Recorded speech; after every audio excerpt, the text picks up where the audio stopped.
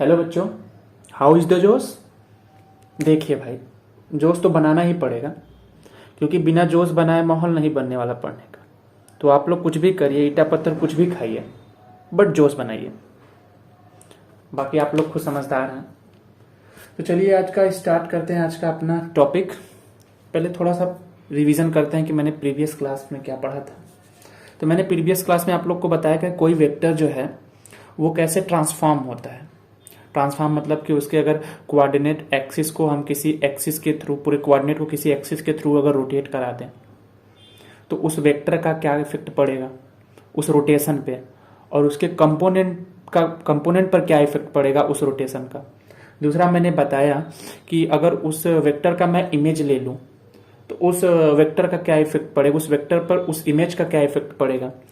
तीसरा था कि हमारा इन्वर्जन किसी पॉइंट ऑफ, अगर उस कोऑर्डिनेट को इन्वर्ट कर दिया जाए, एक्स को माइनस एक्स एक्सिस कर दिया जाए, वाई को माइनस वाई एक्सिस कर दिया जाए और जेड को माइनस जेड एक्सिस कर दिया जाए तो क्या फर्क पड़ेगा उस वेक्टर पर। और चौथा था मेरा पॉइंट कि अगर वेक्टर को उसी की डायरेक्शन में अगर हम ऊपर की तरफ या नीचे की तरफ अगर स्लाइड करा दें उसी की डायरेक्शन में तो क्या इफेक्ट पड़ेगा, मतलब अंडर ट्रांसलेशन वेक्टर पर क्या इफेक्ट पड़ेगा। तो मैंने थोड़ा सा डिस्कशन कर देते हैं फिर, क्योंकि आप लोग भूल गए होंगे। तो वेक्टर ट्रांसफॉर्मेशन पहला हमने पढ़ा था कि अंडर प्रॉपर रोटेशन, कि किसी फिक्स एक्सिस के अबाउट, उसमें मैंने पढ़ा था कि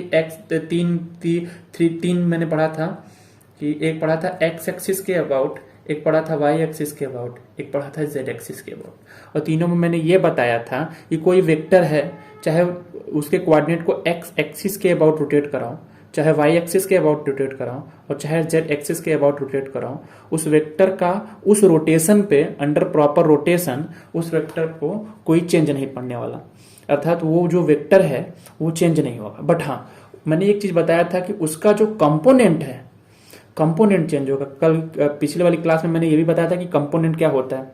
बेसिकली कोई भी फोर्स होता है, अगर कोई भी फोर्स की बात करें, अगर फोर्स अगर किसी 2D प्लेन में है, 2 डायमेंशनल प्लेन में है, हम 2 डायमेंशनल प्लेन की ही बात करते हैं, एक्स वाई प्लेन में है, अगर वो किसी एंगल पे लग रहा है, एक्स एक्सिस के साथ थीटा एंगल पे बना के, कोई वेक्टर है अगर वो एक्स एक्सिस के साथ थीटा एंगल पे बना के है और उसका उस वेक्टर का जो मैग्नीट्यूड है वो ए है, तो हम बोलते हैं कि इसका इस वेक्टर का दो इफेक्ट पड़ता है, एक एक्स एक्सिस पे उसका इफेक्ट पड़ता है, एक वाई एक्सिस पे इफेक्ट पड़ता है। तो एक्स एक्सिस वाला जो कंपोनेंट आता है वो आता है ए कॉस थीटा, और वाई एक्सिस वाला जो कंपोनेंट आता है वो हमारा आता है ए साइन थीटा, जैसा कि मैंने प्रीवियस लेक्चर में बताया था।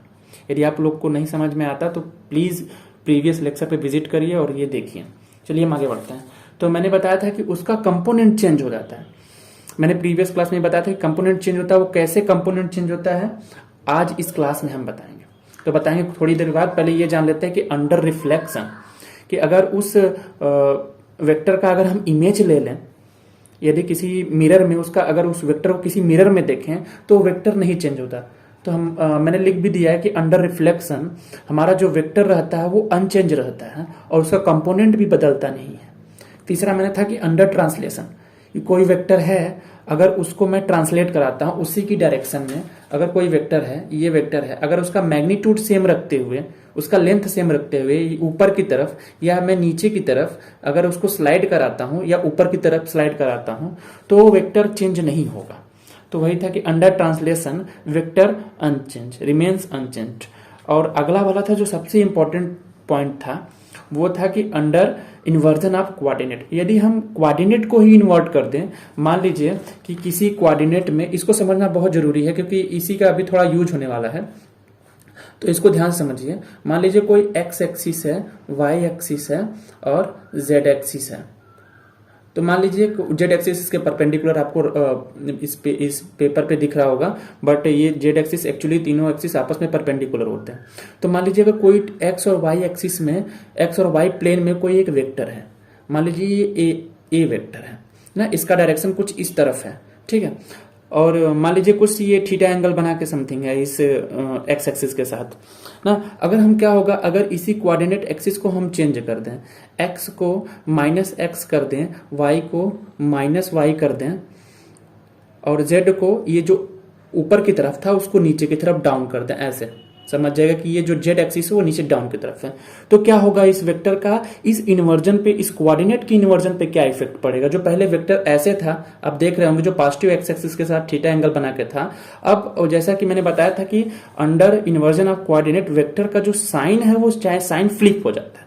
यानी साइन चेंज होने का मतलब है कि अगर कोई वेक्टर, अगर कोई ए वेक्टर है ना, अगर हमको माइनस ए वेक्टर लिखना है तो बस हम क्या करेंगे, मैग्नीट्यूड सेम रखते हुए उसका डायरेक्शन हम फ्लिप कर देंगे। अगर ये राइट साइड है तो हम इसको लेफ्ट साइड कर देंगे। अगर कोई मान लीजिए कोई वेक्टर अप साइड है, उसका वो वेक्टर ए वेक्टर है, तो उसका अगर हमको निगेटिव लिखना है यानी माइनस ए वेक्टर लिखना है तो उसका डायरेक्शन हम फ्लिप कर देंगे। डायरेक्शन अप पहले अप था तो अप डाउन कर देंगे। इसी तरह मान इस वाले में आप देख रहे थे कि डायरेक्शन इसका इस तरफ था, अगर हमको इस वाले कोऑर्डिनेट में अंडर इन्वर्जन लिखना है तो इसका डायरेक्शन इस तरह से बजाय हम इस तरह कर देंगे तो ये इसका डायरेक्शन चेंज हो जाएगा। तो मैंने देखा कि अंडर इन्वर्जन, अंडर कोऑर्डिनेट के इन्वर्जन में, कोऑर्डिनेट की हेराफेरी में हमारा वेक्टर जो होता है चेंज हो जाए।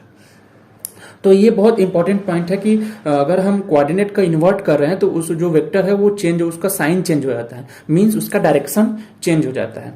अच्छा, अब बात करते हैं कुछ ऐसे वेक्टर होते हैं। अच्छा, वेक्टर का डिफिनेशन भी हो गया कि वेक्टर जो है अंडर प्रॉपर रोटेशन और अंडर रिफ्लेक्शन वो चेंज नहीं होता, but under proper rotation, under reflection और अंडर ट्रांसलेशन, तीनों के अंडर वो क्या होता है, वो वेक्टर चेंज नहीं होता। But under inversion of coordinate के इन्वर्जन में हमारा वेक्टर चेंज होता है। तो एक यही पॉसिबल केस है जिसमें वेक्टर चेंज हो जाता है। वो पॉसिबल केस है कि यदि हम कोऑर्डिनेट को ही बदल दें, एक्स को माइनस एक्स कर दें और वाई को माइनस वाई और जेड को माइनस वाई करते हैं, तो इसको बोलते हैं अंडर इन्वर्जन ऑफ कोऑर्डिनेट। तो वेक्टर होने का डिफिनेशन है कि अगर वो अंडर इन्वर्जन अपना साइन चेंज कर दे तो वो वेक्टर है। ठीक है, तो अच्छा, कुछ वेक्टर ऐसे भी होते हैं जो अंडर इन्वर्जन साइन चेंज नहीं करते हैं। मामला यहां फंस गया। कुछ वेक्टर ऐसे भी होते हैं जो अंडर इन्वर्जन साइन चेंज नहीं करते हैं। बेसिकली सब वेक्टर, जितने भी वेक्टर होते हैं, अगर वेक्टर है तो अंडर इन्वर्जन वो अपना साइन चेंज करना ही करना है। अगर वो ए वेक्टर है तो अंडर इन्वर्जन करेंगे, यदि कोऑर्डिनेट को चेंज करेंगे, एक्स को माइनस एक्स करेंगे, वाई को माइनस वाई और जेड को माइनस जेड, तो वो अपना डायरेक्शन ए वेक्टर था तो वो माइनस ए वेक्टर हो जाएगा, मतलब डायरेक्शन चेंज कर लेगा। अगर बात करें कुछ स्पेसिफिक वेक्टर की जो अंडर इन्वर्जन भी अपना साइन चेंज नहीं करते, जैसे यहां हम बात करें टॉर्क की, यहां बात करें एंगुलर वेलोसिटी की, यहां बात करें एंगुलर एक्सेलरेशन की और एंगुलर मोमेंटम, इस सब पे हम बारी बारी पे जिक्र करेंगे। चलिए हम टॉर्क के बारे में देखते हैं। टार्क जो होता है, टार्क को बेसिकली हम इसको घूर्णन बोलते हैं और इसको टाउ बोलते हैं। टार्क बराबर होता है vector R position vector cross vector F force. तो ये जानते हैं कि अभी पढ़ाएंगे कि ये क्रॉस मैंने क्यों लिखा, क्योंकि वेक्टर के ऑपरेशन में जब हम उसका मल्टीप्लिकेशन करते हैं तो दो ही पॉसिबल केस होती है, या तो उसका डॉट प्रोडक्ट से दिखाते हैं या तो उसका क्रॉस प्रोडक्ट से दिखाते हैं। ये आने वाले अगले लेक्चर में आपको पता चलेगा। तो ठीक है, अब सब एक समय के लिए मान लीजिए कि ये कोई टार्क है, इसको ऐसे लिखते हैं vector R cross vector F. Again ये दो वेक्टरों का क्रॉस प्रोडक्ट जो होता है वो एक वेक्टर ही होता है, हमको पता है। तो टॉर्क भी एक वेक्टर है। अब क्या काम करें, अगर हम देखना चाहें, अगर हमको पता है कि अगर ये टॉर्क वेक्टर है तो ये अंडर इन्वर्जन साइन चेंज करेगा। कोई सा भी वेक्टर हो उसको अंडर इन्वर्जन ही कोऑर्डिनेट के अगर चेंजिंग कर दें तो वो साइन चेंज करता है। तो हम चेक करते हैं कि क्या ये torque under inversion sign change कर रहा है कि नहीं कर रहा। तो सबसे पहले हम जानते हैं कि आर भी एक वेक्टर है, तो अगर हम कोऑर्डिनेट को चेंज करें तो पहले तो आर ही माइनस आर हो जाएगा, क्योंकि आर भी तो वेक्टर है। अगर इन्वर्ट करेंगे कोऑर्डिनेट को तो आर माइनस आर वेक्टर हो जाएगा, और क्रॉस बीच का क्रॉस है और फोर्स भी एक वेक्टर है तो फोर्स भी अपना डायरेक्शन चेंज कर लेगा, फोर्स भी साइन चेंज हो जाएगी, माइनस हो जाएगा। ओवरऑल मिला के देखें तो टॉर्क बराबर क्या हो जाएगा, माइनस माइनस प्लस हो जाएगा, और आर क्रॉस एफ। ये पहले ये था बिफोर इन्वर्जन, ये आफ्टर इन्वर्जन। कि पहले भी देखो, पहले भी वो वही था आर क्रॉस एफ, बाद में भी वो आर क्रॉस एफ है। प्लस मतलब प्लस तो हमेशा ही लगा रहता है, यहां भी प्लस छुपा है। तो पहले भी हमारा आर क्रॉस एफ है और बाद में भी हमारा आर क्रॉस एफ है। तो ये क्या हो रहा है, यहाँ पे हमने बताया कि कोई भी वेक्टर हो अंडर इन्वर्जन अपना साइन चेंज करेगा। तो यहाँ देखिए टार्क जो है वो पहले इन्वर्जन से पहले और इन्वर्जन के बाद भी वैसे का वैसा ही, मतलब साइन चेंज नहीं कर रहा है। तो इसका मतलब ये नहीं कह सकते कि ये वेक्टर नहीं है, ये वेक्टर है, क्योंकि टॉर्क में डायरेक्शन होता है। लेकिन हाँ, अब इसको डिफाइन करने के लिए एक नया नाम दे दिया गया कि इसको बोल दिया गया स्यूडो वेक्टर। इसको बोल सकते हैं कि अर्ध वेक्टर। तो बोलते हैं कि ऐसे वेक्टर जो अंडर इन्वर्जन भी अपना साइन चेंज नहीं करते हैं, अंडर इन्वर्जन भी अपना साइन चेंज नहीं करते हैं, वैसे वेक्टर हमारे कहलाते हैं स्यूडो वेक्टर। नॉर्मली कोई सा भी वेक्टर हो वो अपना साइन चेंज कर देता है अगर उसके कोऑर्डिनेट को इन्वर्ट करे, बट स्यूडो वेक्टर जो होते हैं वो अंडर इन्वर्जन भी, उनके कोऑर्डिनेट के इन्वर्जन में भी वो अपना साइन चेंज नहीं करते हैं। तो ऐसे जो वेक्टर्स होते हैं उन्हें बेसिकली स्यूडो वेक्टर कहा जाता है। और ऐसे वेक्टर्स को हम टॉर्क हो गया, ओमेगा हो गया, यानी angular velocity R cross V हो गया। तो जितने भी वेक्टर हैं, जो भी वेक्टर जिनको दो वेक्टरों के क्रॉस प्रोडक्ट के रूप में लिखा जाता है, कोई वेक्टर उठा लीजिए, अगर वो वेक्टर दो वेक्टरों का क्रॉस प्रोडक्ट के रूप में लिखा गया, फॉर्म में लिखा गया है, तो वो जितने भी वेक्टर आएंगे सब हमारा स्यूडो वेक्टर कहलाएंगे। जैसे कि यहाँ टॉर्क देख लीजिए, दो वेक्टरों का क्रॉस प्रोडक्ट है, तो टॉर्क एक क्या है, एक स्यूडो वेक्टर है, क्योंकि वो अंडर इन्वर्जन साइन चेंज नहीं करता है। ओमेगा देखिए, ओमेगा भी दो वेक्टरों का क्रॉस प्रोडक्ट ही है, आर क्रॉस वेलोसिटी वेक्टर ना। तो ओमेगा भी क्या है, हमारा एक स्यूडो वेक्टर है। अगर आप चाहें तो चेक कर सकते हैं, आर को माइनस आर करेंगे, क्योंकि आर जो अगर इन्वर्जन लगाएंगे तो आर तो माइनस आर हो जाएगा, क्योंकि आर वेक्टर है, वो तो चेंज हो जाएगा। ओ भी क्या है, एक वेलोसिटी वेक्टर है, वो भी साइन चेंज हो गया। ओवरऑल मिला के देखेंगे तो ओमेगा वही का वही रहेगा। तो ओमेगा क्या है, अंडर इन्वर्जन भी अपना साइन चेंज नहीं करेगा, इसलिए ओमेगा क्या है, एंगुलर वेलोसिटी है। तीसरा हमारा है एंगुलर एक्सेलरेशन। देखिए ये भी दो वेक्टरों का क्रॉस प्रोडक्ट है। तो कभी भी आप देख लीजिए, दो वेक्टरों का क्रॉस प्रोडक्ट जो होता है वो स्यूडो वेक्टर होता है। स्यूडो वेक्टर होने का मतलब ये नहीं है कि उसमें डायरेक्शन कहीं ना कहीं गायब हो गया, ये मतलब नहीं होता। स्यूडो वेक्टर होने का मतलब है कि वो वेक्टर है, उसमें कुछ डायरेक्शन है और कुछ ना कुछ मैग्नीट्यूड है, बट अगर उनका हम इन्वर्जन करना चाहें, अगर उनका हम ट्रांसफॉर्मेशन लगा दें, तो देखें कि अंडर इन्वर्जन जो वेक्टर, जो नॉर्मली वेक्टर अपना साइन चेंज करते हैं, बट स्यूडो वेक्टर अपना साइन चेंज नहीं करते हैं। तो इसलिए इनको थोड़ा वेक्टर से नाम हटके इनका नाम दे दिया गया स्यूडो वेक्टर। तो आप लोग को समझ में आया होगा होप कि स्यूडो वेक्टर क्या होते हैं। तो बस इतने से याद रख दिए कि अंडर इन्वर्जन बेसिकली सब वेक्टर अपना साइन चेंज करते हैं, बट कुछ वेक्टर्स ऐसे होते हैं जो अंडर इन्वर्जन भी अपना साइन चेंज नहीं करते हैं, वो अपना अस्तित्व बनाए रखते हैं, वो जैसे के हैं वैसे ही रहेंगे अंडर इन्वर्जन भी। तो ऐसे वेक्टर को स्यूडो वेक्टर कहलाते हैं। ये स्यूडो वेक्टर होता है, और जो ये सब जो प्रॉपर्टी फॉलो कर रहे हैं उसको रियल वेक्टर भी बोलते हैं। जो अंडर इन्वर्जन अपना साइन चेंज कर दे उसको रियल वेक्टर बोलते हैं, जो अंडर इन्वर्जन अपना साइन चेंज ना करे उसे स्यूडो वेक्टर बोलते हैं।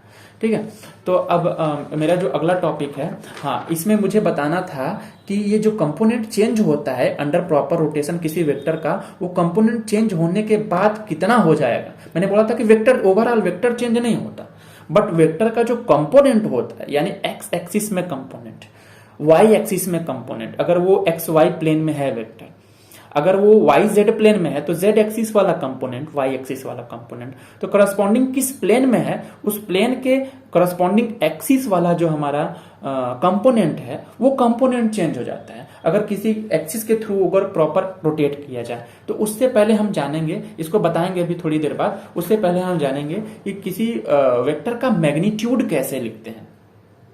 हमने बात किया था कि बहुत हमने बात कर रहे हैं कि वेक्टर जो होता है उसको डिफाइन करने के लिए हमको चाहिए होता है मैग्नीट्यूड और चाहिए होता है डायरेक्शन ना। तो वो मैग्नीट्यूड हम निकालेंगे कैसे किसी वेक्टर को देख के। जैसे आप यही वेक्टर देखिए, ये वेक्टर है A I cap plus B J cap plus C K cap, आपको दिख रहा होगा ये वेक्टर है। किसी पार्टिकल का, मान लीजिए पार्टिकल का ही ये पोजीशन वेक्टर है, आर पोजीशन बताता है, ये पोजीशन वेक्टर है कि स्पेस में वो किस जगह है। तो बताते हैं कि वो ये बताएगा, देखिए A I cap plus B J cap plus C K cap के फॉर्म में लिखा है। कोई भी वेक्टर आई जे के कैप के ही फॉर्म में लिखा जाता है। मैंने बताया भी था कि आई जे के कैप एक बेसिक वेक्टर होते हैं और इन्हीं को यूनिट वेक्टर बोलते हैं, इन्हीं को डायरेक्शन वेक्टर भी बोलते हैं आई जे के कैप को। तो ये बेसिस होते हैं किसी वेक्टर को बनने में, बस यही तीन ही वेक्टर हेल्पफुल होते हैं और ये तीनों वेक्टर आपस में परपेंडिकुलर होते हैं। ये तो मैंने जब पहले वीडियो पढ़ाया था, पहला लेक्चर पढ़ाया था, उसमें मैंने बताया था। तो इसमें देखो ये आर वेक्टर बता क्या रहा कि कोई भी जो पार्टिकल है वो ये आई कैप किसके डायरेक्शन में, एक्स एक्सिस के, मैंने बताया था।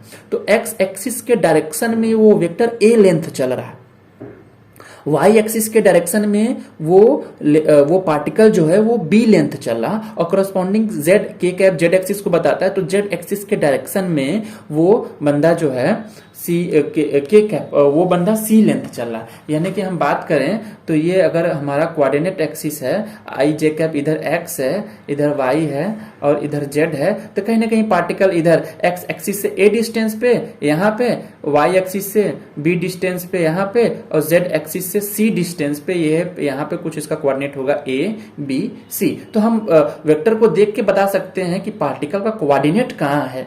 उसके हम यूनिट वेक्टर वाले कंपोनेंट देख लें तो बता सकते हैं कि पार्टिकल का हमारा पोजीशन कहाँ है, उसका पॉइंट कहाँ है, वो किस पॉइंट पे है। तो हमको यहाँ से देख के लग रहा है कि वो पॉइंट ए बी सी होगा, यानी वो एक्स एक्सिस में ए डिस्टेंस चला होगा, वाई एक्सिस में बी डिस्टेंस चला होगा और जेड एक्सिस में सी डिस्टेंस चला होगा। तो पोजीशन तो हम ये position vector A cap A I cap plus B J cap plus C K cap.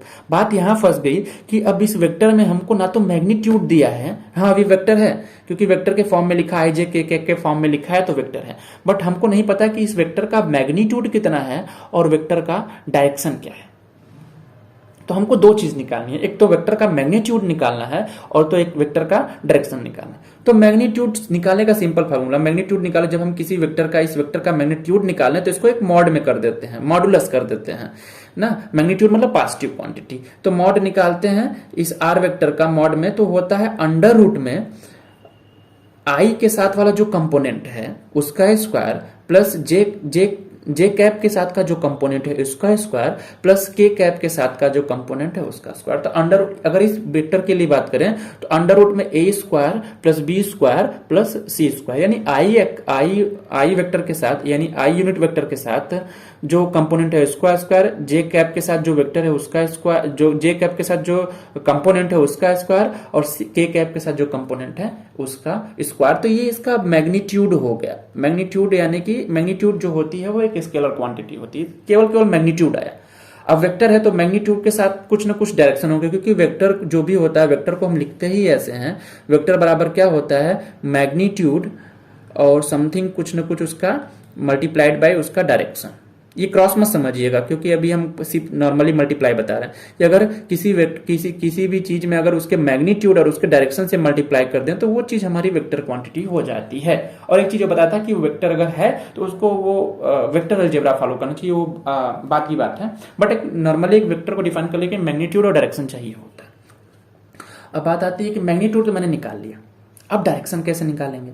तो डायरेक्शन भी देखो यहीं से निकल जाएगा। हम बोलते हैं कोई सा वेक्टर हो, अगर ये आर वेक्टर ही लिखा है तो आर वेक्टर में कहीं ना कहीं इसका मैग्नीट्यूड होगा। ये इसका मैग्नीट्यूड मैंने बताया कि मैग्नीट्यूड को ऐसे लिखते हैं, मैग्नीट्यूड होगा कुछ ना कुछ उसका डायरेक्शन से मल्टीप्लाई करेंगे तब ये जाके हमारा वेक्टर बनेगा। तो ये वेक्टर है तो इसमें कुछ ना कुछ इसका मैग्नीट्यूड होगा और कुछ ना कुछ इसका डायरेक्शन। डायरेक्शन को हमेशा कैप दिखाते हैं। हाँ, हमने बोला था कि अगर एक्स एक्सिस में जाए तो आई कैप हो जाता है, वाई एक्सिस में जाए तो जे कैप और जेड एक्सिस में जाए तो के कैप। हम ना तो एक्स एक्सिस में जा रहे हैं, ना तो वाई एक्सिस में जा रहे हैं, ना तो जेड एक्सिस में जा रहे हैं। हमने बताया था कि ये पॉइंट कहाँ है, ये पॉइंट यहाँ है। ना तो हम एक्स एक्सिस में जा रहे हैं प्रॉपर, ना तो वाई एक्सिस में प्रॉपर जा रहे हैं, ना जेड एक्सिस में प्रॉपर जा रहे हैं। हम इन तीनों के बीच में जा रहे हैं, यानी कि इन पॉइंट कहीं है, इन तीनों प्लेन में थ्री डायमेंशन में है। तो हम बोलेंगे कि आर कैप, नॉर्मली डायरेक्शन दे देंगे आर कैप। अब यही हमको आर कैप निकालना है। तो यहां से देखिए सिंपली आर कैप क्या हो जाएगा, vector R upon mod R. यानी वो अगर हम उसका मॉड निकाल लें,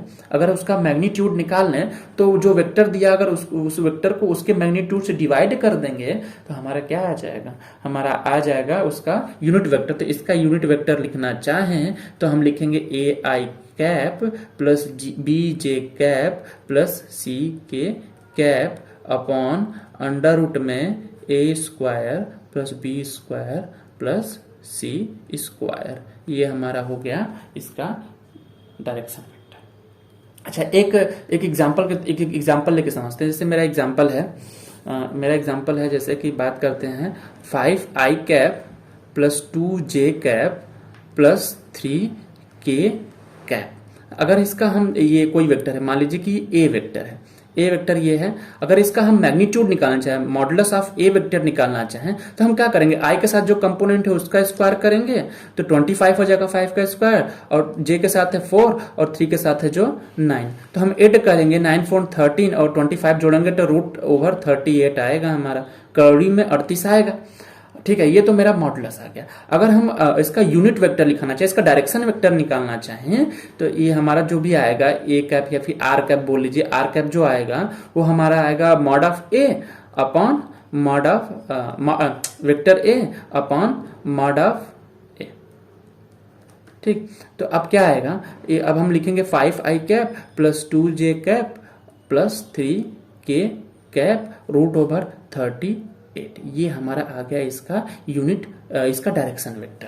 अच्छा, एक हम चेक करते हैं, जरा हम प्रोसेस एक चेक करते हैं क्या होगा यदि हम चूंकि ये डायरेक्शन वेक्टर भी एक वेक्टर है, डायरेक्शन वेक्टर भी एक वेक्टर है, तो जरा इस वेक्टर का हम मैग्नीट्यूड निकाल के देखते हैं। ये भी एक वेक्टर होता है क्योंकि डायरेक्शन वेक्टर भी एक वेक्टर होता है, तो हम इसका भी मैग्नीट्यूड निकाल के देखते हैं। जो एग्जांपल से आया इसका मैग्नीट्यूड निकालते हैं, तो क्या करेंगे, इस वाली क्वांटिटी का ये बेसिकली ये लिखा क्या है, लिखा है 5 बाई, अलग अलग करते हैं, 5 by root 38 I cap plus 2 by root 38 J cap plus 3 by root 38 K cap.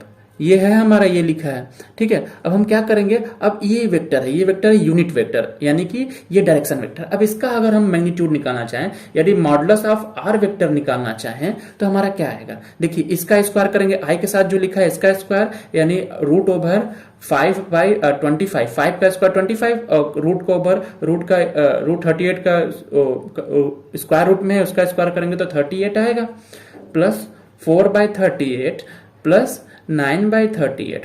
अब सबको ऐड करिए, तो ऐड करिए तो क्या, 9 4 13 और 25, ये 38 ही आ जाएगा, ये आएगा 38 अपॉन 38, यानी कि ये क्या आ गया, ये 1 आ गया। यानी कि अगर हम अगर ये डायरेक्शन वेक्टर का मैग्नीट्यूड लें तो 1 आता है। मैंने ये भी बताया कि ये डायरेक्शन वेक्टर क्या होता है, उसी को तो यूनिट वेक्टर बोलते हैं कि ऐसा वेक्टर जिसका मैग्नीट्यूड 1 हो जाए उसे क्या बोलते हैं, हम उसे डायरेक्शन वेक्टर बोलते हैं। तो ये भी तो एक डायरेक्शन वेक्टर ही है। तो किसी भी वेक्टर का डायरेक्शन वेक्टर जो होता है उसका जो मैग्नीट्यूड आता है, उसका मैग्नीट्यूड हमेशा यूनिट लेंथ का ही आता है। तो यहां से ये क्लियर हो गया कि हमारा डायरेक्शन वेक्टर जो होता है वो ऑलवेज यूनिट लेंथ का होता है। तो हम कोई वेक्टर अगर दिया है, मान लीजिए कि ये वेक्टर का मैग्नीट्यूड दिया, कोई भी अगर क्वांटिटी है उसका मैग्नीट्यूड दिया है 5 समथिंग, जो उसका यूनिट जो भी हो उसका मैग्नीट्यूड दिया है 5 यूनिट फोर्स का यूनिट होगा तो न्यूटन होगा, एनर्जी का मात्रक हो, एनर्जी का यूनिट होगा तो जूल होगा, जो भी होगा इसका 5 मैंने यूनिट लिख दिया, कुछ भी होगा उसका यूनिट। अगर ये 5 कुछ क्वांटिटी है, अगर इसको वेक्टर लिखना है तो इसी के डायरेक्शन में एक यूनिट थोड़ा सा बढ़ जाइए, वो हमारा क्या हो जाएगा, वेक्टर क्वांटिटी हो जाएगी। क्योंकि वेक्टर को हम लिखते हैं, कोई सा वेक्टर हो उसको लिखते हैं वेक्टर आर बराबर modulus of R multiplied by R cap, यानी डायरेक्शन वेक्टर से मल्टीप्लाई कर। डायरेक्शन वेक्टर का मैग्नीट्यूड तो एक लेंथ का होता है। तो हम ये था मेरा इसका मॉड, ये 5 यूनिट का था और उसी में मैंने मल्टीप्लाई कर दिया इसके डायरेक्शन वेक्टर से आर कैप से। तो ये हमारा पूरी क्वांटिटी बदल गई किसमें, हमारी वेक्टर में। तो वेक्टर को लिखने के लिए हम मॉड ढूंढ ले और उसका डायरेक्शन वेक्टर ढूंढ ले, तो दोनों को मल्टीप्लाई कर देंगे तो कोई सा भी वेक्टर हम लिख लेंगे। अब बात आती है कि ये अंडर प्रॉपर रोटेशन इसका कोऑर्डिनेट कैसे चेंज होता है ना। तो चलो हम चेंज करते हैं। क्या कंपोनेंट होता है, कंपोनेंट जान गए ना।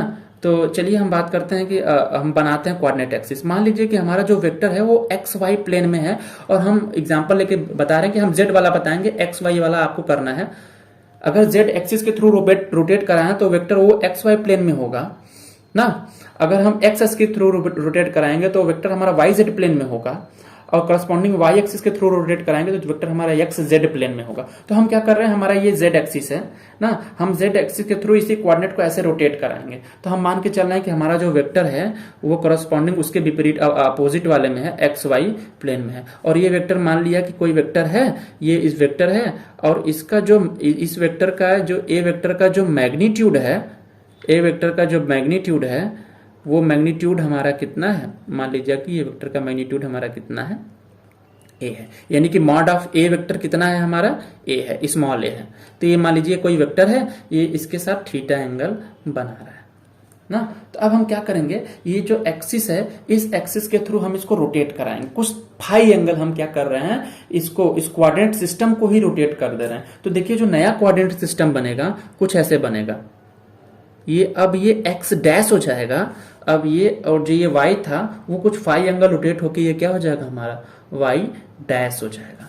ये फाई कितना रोटेट किया होगा, जितना हमने रोटेट किया रोटेशन एंगल वो हमारा मान लीजिए कि हमने फाई है, तो एक्स भी इतना ही रोटेट किया होगा, वो भी कौन से एंटी क्लॉकवाइज डायरेक्शन में। तो फाई एंगल मैंने रोटेट कर दिया। अब देखिए ये पूरा एंगल थीटा है, आपको दिख रहा होगा ये पूरा एंगल थीटा है। ये एंगल हमारा ये वेक्टर था पहले वाले एक्सिस के साथ थीटा एंगल पे था। तो हमको पता करना होगा कि जो दूसरा एक्सिस आया रोटेशन के बाद जो एक्सिस बना है उससे कितना एंगल है। तो ये थीटा है, ये फाई है, तो आप देख रहे होंगे कि ये जो एंगल है वो हमारा कितना हो जाएगा, थीटा माइनस फाई। अब हम बात निकालते हैं कि इस वेक्टर का इस एक्सिस के जो नया एक्सिस बना है इसके एक्सिस के अलोंग कंपोनेंट और इस वेक्टर का इस एक्सिस के अलोंग कंपोनेंट जो नया बना है। तो पहले तो था, पहले जो हम रोटेट नहीं कराए थे तो ए एक्स कितना था, एक्स वाला कंपोनेंट क्योंकि थीटा एंगल बना रहा था तो क्या था उसका मैग्नीट्यूड इंटू कॉस थीटा। ए वाई कितना था, ए वाई था कि उसका साइन थीटा, ए साइन थीटा, ये मैंने कंपोनेंट निकालना बताया था। तो ये था पहले था बिना रोटेशन। अब रोटेशन कराने के बाद ये अब थीटा एंगल पे नहीं रहा, अब ये नए कोऑर्डिनेट के साथ थीटा माइनस फाई एंगल बना रहा। तो अब हमारा जो ए एक्स डैश आएगा, ए एक्स डैश कितना हो जाएगा, ए कॉस थीटा माइनस फाई, क्योंकि कॉस वाला इधर आएगा क्योंकि ये एक्स के साथ थीटा माइनस फाई एंगल बना रहा। और ए वाई डैश जो आएगा जो बदला हुआ कंपोनेंट है वो क्या आ जाएगा, ए इसका मैग्नीट्यूड और साइन थीटा माइनस फाई। अब इसको कैलकुलेट करते हैं, पहले ए एक्स डैश निकालते हैं, ए एक्स डैश को कैलकुलेट करते हैं। अब ये फार्मूला है sine cos A minus B का, तो कॉस ए माइनस बी का फार्मूला होता है cos A cos B plus sign A sine B, वो मैथ का पार्ट है।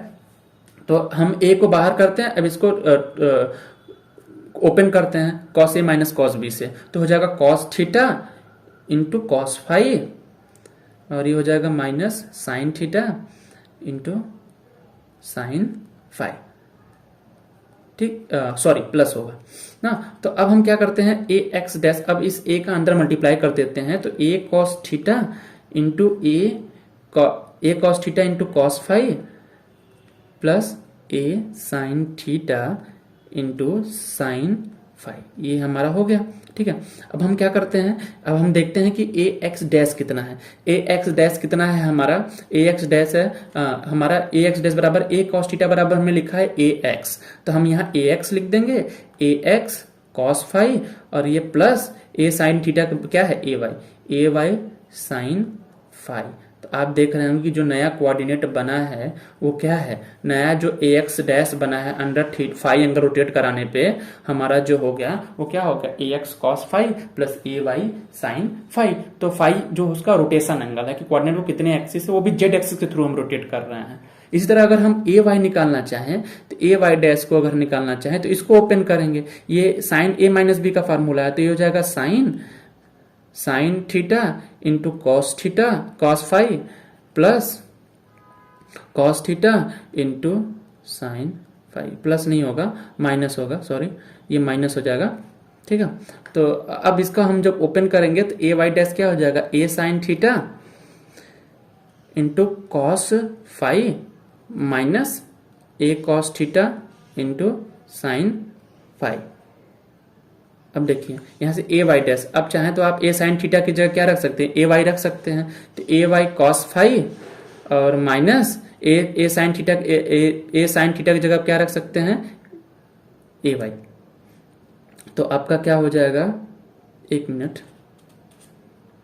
ए साइन थीटा कॉस फाई और ए कॉस थीटा, सॉरी यहाँ कॉस थीटा रहेगा, cos theta into sine phi ना। तो ए कॉस थीटा की जगह हम क्या रख सकते हैं, हमारा रख सकते हैं ए एक्स, ठीक है, और ये साइन फाई, ये हमारा हो गया वाई एक्सिस, जो बदला हुआ वाई एक्सिस वाला कंपोनेंट था। तो ये हम देख रहे हैं कि उसका कंपोनेंट जो है वो चेंज हो रहा है, बट ओवरऑल जो वेक्टर है वो वेक्टर हमारा चेंज नहीं होता है। तो आप किसी भी अगर आप मैंने तो जेड एक्सिस के थ्रू निकाला था कि उस कोऑर्डिनेट सिस्टम को जेड एक्सिस के थ्रू ऐसे रोटेट कराएं फाई एंगल। अब आप क्या कर सकते हैं, आपका होमवर्क है कि आप एक्स एक्सिस के थ्रू निकालिएगा। जब एक्स एक्सिस के थ्रू निकालेंगे तो जो वेक्टर होगा वो जेड वाई और जेड प्लेन में होगा, तो करस्पॉन्डिंग वाई वाला कंपोनेंट आएगा, जेड वाला कंपोनेंट आएगा। किसी भी एक्सिस से आप थीटा एंगल मान लीजिएगा, जिधर थीटा एंगल मानेंगे वो वाला कंपोनेंट कॉस वाला होगा, जिधर थीटा नहीं रहेगा वो वाला साइन थीटा वाला होगा। तो आप एक्स एक्सिस के थ्रू निकालिएगा, उसी वाई एक्सिस के लिए निकाल, जब वाई एक्सिस के लिए निकालेंगे तो वेक्टर एक्स और जेड प्लेन में होगा। ठीक है, तो आप निकाल के चेक कर लीजिएगा। तो ये रहा हमारा आज का टॉपिक। अब अगले टॉपिक में हम अगले चैप्टर में अगले क्लास में हम ये बताएंगे कि स्केलर क्वांटिटी क्या होती है, स्केलर फील्ड क्या होता है। जैसे मैंने वेक्टर क्वांटिटी बताई थी, इस वेक्टर फील्ड बताया था, इस तरह मैं बताऊंगा कि स्केलर क्वांटिटी क्या होती है, स्केलर फील्ड क्या होता है ना, स्केलर का अंडर ट्रांसफॉर्मेशन क्या इफेक्ट पड़ता है। तो बने रहिएगा मेरे साथ, और अगर वीडियो अच्छा लगा तो please like and subscribe. Thank you.